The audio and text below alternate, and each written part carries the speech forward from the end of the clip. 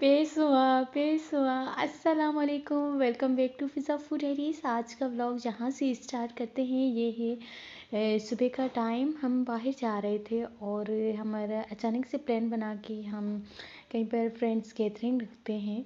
तो हमारी अचानक से गैदरिंग हो गई और वहाँ पे हमने लंच किया।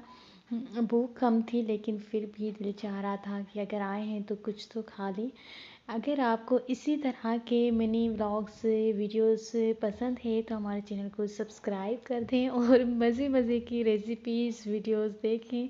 साथ में एंजॉय भी करें, अपने फ्रेंड्स और फैमिली मेम्बर्स के साथ भी हमारी वीडियोस को शेयर करें। और अगर आप चाहते हैं कि मज़े की वीडियोस देखें विद सॉन्ग तो आप वो वीडियो मुझे मेरी आप टिकटॉक पर देख सकते हैं, इंस्टाग्राम पे भी देख सकते हैं। अल्लाह हाफ़िज़, कीप वॉचिंग फ़िज़ा फूड डायरी।